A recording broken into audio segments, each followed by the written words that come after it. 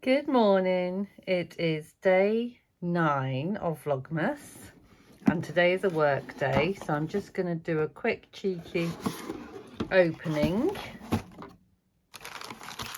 and oh there you go, number 9, first one. Fabulous. So let's open what's in number 9. Ooh. Oh, they are beautiful. I wonder if everyone's got the same buttons, or I wonder if everyone's got different buttons. I've got one stuck up there. Lovely, happy stitching pigeon wishes buttons. Aren't they gorgeous? I think of so many things that they will go on. So, as I said, I'm off to work today, so I am going to leave you with my pre-recorded tutorial for a lovely free motion gift tag for you to pop on your present. So I hope you enjoy it. Take care, lovely ones. See you tomorrow. Don't forget to sparkle. So let's make a quick and simple free motion gift tag with me. And what we're going to do is we're going to get a piece of craft card, it's a brown card, and we're going to cut it to 3.5 inches by 3.5 inches, so 3.5 inches square. Then we're going to get a piece of calico, or you can use any kind of heavy cotton, seeded cotton, natural cotton, linen. You might want to, I put a bit of spare interfacing on mine to make it a bit stiffer. It's entirely up to you, and you want to cut that 3 inches by 3 inches, so 1/2 inch smaller than your craft card.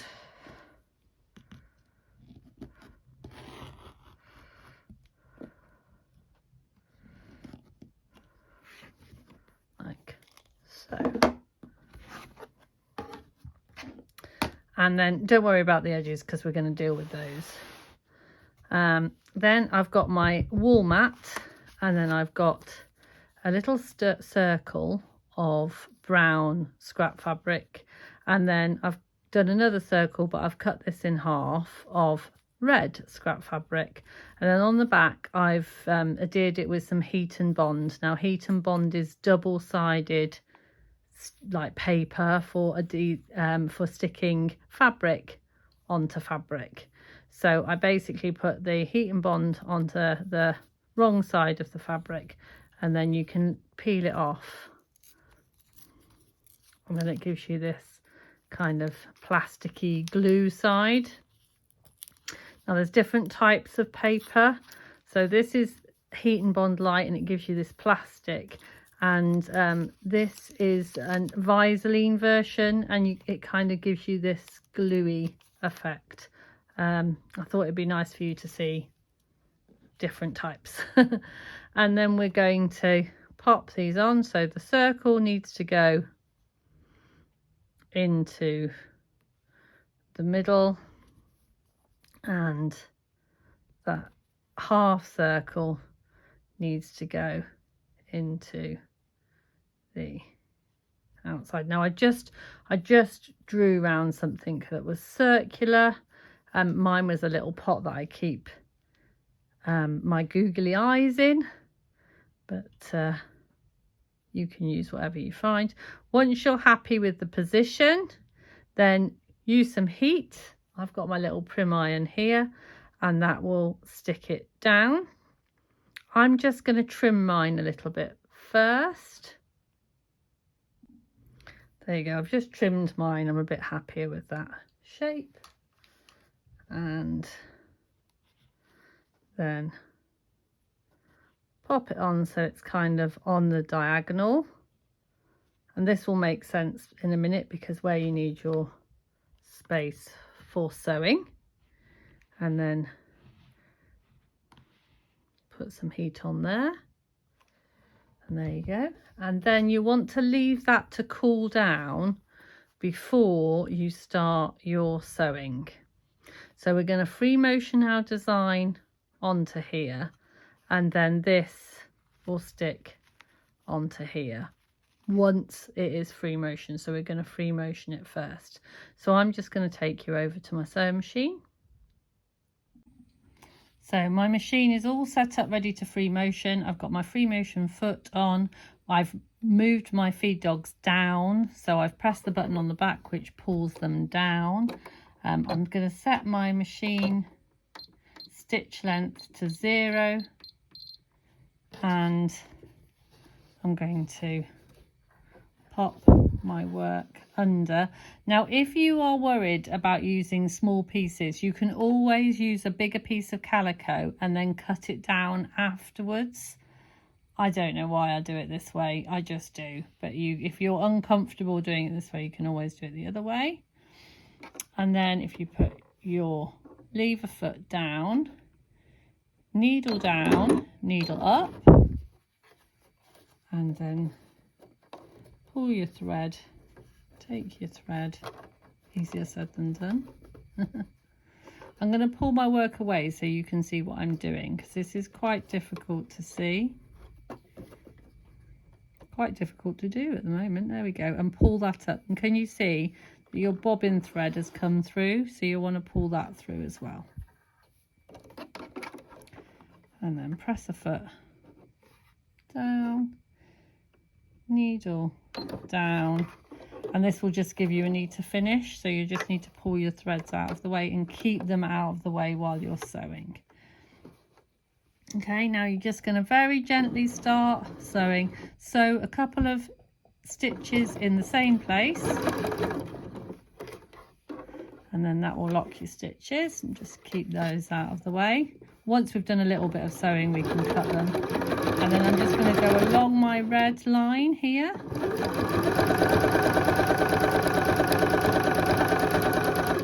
Doesn't matter if it's a bit winky wonky, it's all part of the fun. Just going to grab my scissors and I'm going to chop that piece off.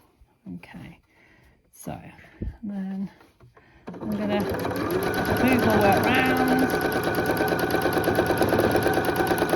As I said, if this is your first attempt at free motioning, you may want to make your calico bigger.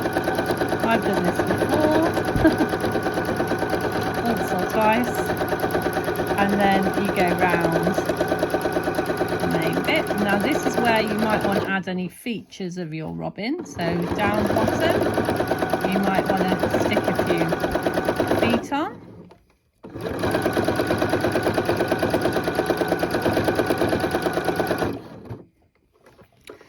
At the side, you might want to add some wings.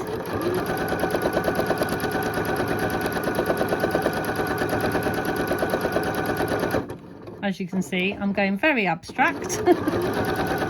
I'm going to add a little fluffy tuft on my robin's head.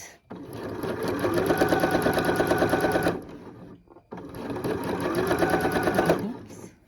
And then I'm just going to move my fingers round so I can do the other wing.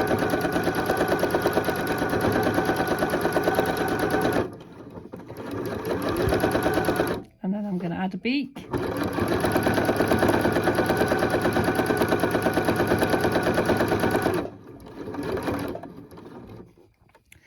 And then I'm going to needle up, needle down, eye, needle up, needle down, another eye,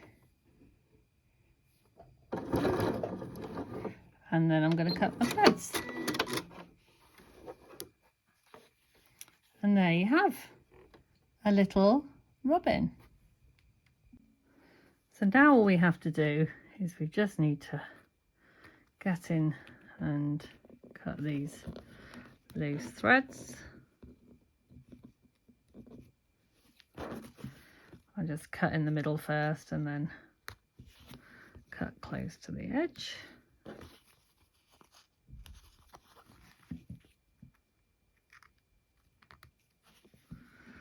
can't find my favourite snips at the moment, so I'm having to use these, and these aren't my favourite ones, but there we go. And then you can do one of two things. You can stick this straight onto your card like this, just stick it on with some spray adhesive, or you can hold it on and sew around the edge just using a straight stitch.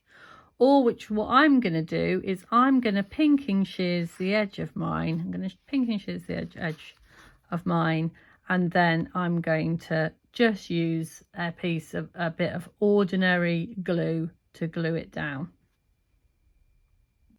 So I've got my pinking shears. Sorry, I forgot that I was supposed to be showing you what I was doing, and I did the first bit. Rubbish vlogger alert.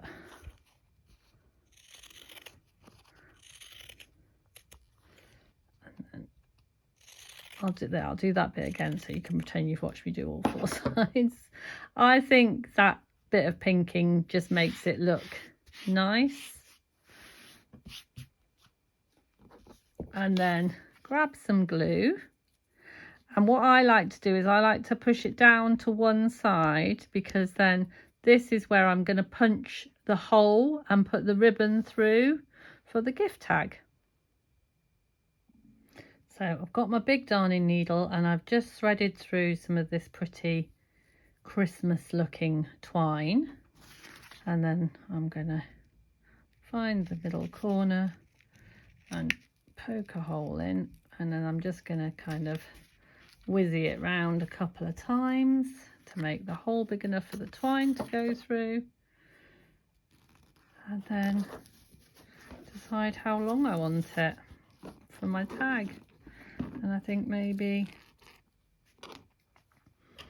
that long, and then chop the top, tie a knot,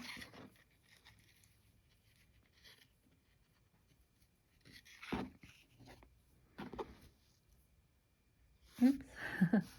And there you have a very cute little Robin gift tag, which I think looks rather lovely. So you can pop that over the top of a bottle of wine, or you can pop it on a present, a little gift tag. And to be honest, if someone gave me one of these, I would keep this. I'll just hang it somewhere in my sewing room, keep it to look at.